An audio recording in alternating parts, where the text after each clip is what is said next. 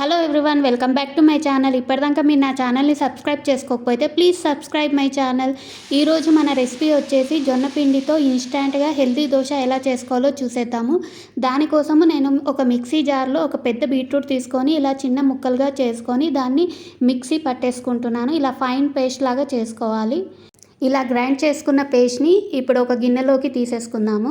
ఇక్కడ బీట్రూట్ అనేది totally optional అండి. మనకు నచ్చితే వేసుకోవచ్చు, లేకుంటే స్కిప్ చేసేయచ్చు. నేను మాత్రం కాస్త హెల్తీగా ఉంటుందనేసి బీట్రూట్ని ఇలా పేస్ట్ చేసుకున్నాను. ఇప్పుడు ఇందులోకి సన్నగా తురుముకున్న ఉల్లిపాయలు, అలానే సన్నగా కట్ చేసుకున్న 2 పచ్చిమిర్చి, సన్నగా తురుముకున్న కరివేపాకు, కొత్తిమీరని వేసుకొని ఇలా బాగా కలుపుకోవాలి. ఇప్పుడు ఇందులోకి 1 కప్పు జొన్న పిండిని, అలానే 1/2 కప్పు బొంబాయి రవ్వని, అంటే ఉప్మా రవ్వని, 1/4 కప్పు ఉప్మా రవ్వని, టేస్ట్కి తగ్గ సాల్ట్ని వేసుకొని బాగా కలుపుకోవాలి. ఇలా బాగా మిక్స్ చేసుకోవాలి. అండ్ యాక్చువల్గా నేను ఇక్కడ ఒక 1/4 కప్ బియ్యం పిండిని కూడా యాడ్ చేసుకున్నాను, అంటే 1/2 కప్ బియ్యం పిండిని కూడా యాడ్ చేసుకున్నాను. బట్ అది వీడియోలో రికార్డ్ అవ్వలేదు, సో నేను అది చూపించలేకపోతున్నాను. మీరు మాత్రం ఇందులోకి ఒక 1/2 కప్పు బియ్యం పిండిని యాడ్ చేసుకోండి. ఆ తర్వాత ఇలా కొద్దిగా వాటర్ని పోసుకుంటూ పిండిని బాగా కలుపుకోవాలి. ఈ పిండి కన్సిస్టెన్సీ అనేది మనకి రవ్వ దోశకి ఎలా ఉంటుందో ఆ కన్సిస్టెన్సీలో కలుపుకోవాలి. గట్టిగా ఉండకూడదు పిండి అనేది. ఇప్పుడు ఎట్ లాస్ట్ ఇందులోకి 1 టీ స్పూన్ జీలకర్రను వేసుకొని బాగా కలుపుకొని మూత పెట్టేసుకొని దీన్ని ఒక అరగంట సేపు నాననివ్వాలి. ఇప్పుడు మనము పిండి నానేలోపు దీనికోసం ఉల్లిపాయ చట్నీని ప్రిపేర్ చేసుకుందాము. ఇప్పుడు ఇందులోకి ఒక 1/2 టీ స్పూన్ ఆయిల్ వేసుకొని ఇలా సన్నగా తురుముకున్న ఉల్లిపాయలను వేసుకోవాలి. ఆనియన్స్ బాగా ఫ్రై అయ్యాక ఇందులోకి ఒక 3 ఎండుమిర్చిని వేసుకుంటున్నాను.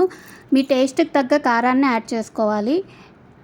ఇలా ఎండుమిర్చి బాగా ఫ్రై అయ్యాక ఇందులోకి ఒక 5-6 వెల్లుల్లి రెబ్బల్ని, అలానే కొంచెం చింతపండు, టేస్ట్కి తగ్గ సాల్ట్ని వేసుకొని బాగా ఫ్రై చేసుకోవాలి. ఇలా బాగా ఫ్రై అయ్యాక నేను ఇందులోకి ఒక 2 టేబుల్ స్పూన్స్ ఆఫ్ పుట్నాల పప్పును వేసుకున్నాను. ఇలా వేసుకొని ఒకసారి కలిపేసి స్టవ్ ఆపేసుకోవాలండి.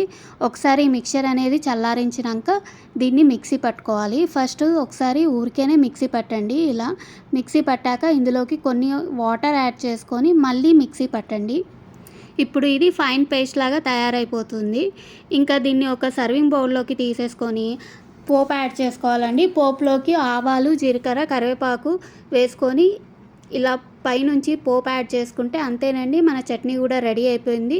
ఇప్పుడు ఇంకా దోశ ఎలా చేసుకోవాలో చూసేద్దాము. నెక్స్ట్ పిండి నానబెట్టి కూడా ఇప్పుడు 1/2 అవర్ అయిపోయిందండి. ఇంకా మన పిండి రెడీ అయిపోయింది. కానీ వాటర్ అనేది పీల్ చేసుకొని ఇంకాస్త గట్టిగా అయిపోయింది పిండి అనేది. సో మనం ఇంకా కొన్ని వాటర్ని యాడ్ చేసుకొని పిండిని చాలా పతలాగా చేసుకోవాలండి. ఎలా అంటే రవ్వ దోశ మాదిరిగా చేసుకోవాలి. వాటర్ కన్సిస్టెన్సీ ఎక్కువ ఉండాలి పిండిలో. సో అలా పిండి రెడీ చేసుకున్నాక ఇప్పుడు ఒక గ్యాస్ పైన ఒక ప్యాన్ పెట్టేసుకొని ప్యాన్ అనేది బాగా వేడెక్కాక దానికి లైట్గా ఆయిల్ని గ్రీస్ చేసుకోండి చూపించిన మాదిరిగా. ఇప్పుడు ఆయిల్ని గ్రీస్ చేసుకున్నాక ఇలా పిండితో దోశ పోసుకోవడమేనండి. పైనుంచి సేమ్ రవ్వ దోశ టైపే ఉంటుంది.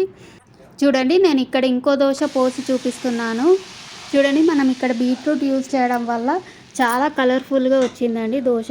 అండ్ ఈవెన్ టేస్ట్ కూడా చాలా బాగుంది. మనం ఇన్స్టాంట్గా అప్పటికప్పుడే ఇలా బీట్రూట్తో జొన్నపిండి దోశ చేసుకోవచ్చండి. మీరు తప్పకుండా ఈ హెల్దీ దోశని ట్రై చేయండి. మీకు గనక నా రెసిపీ నచ్చినట్టయితే please like, share and subscribe my channel.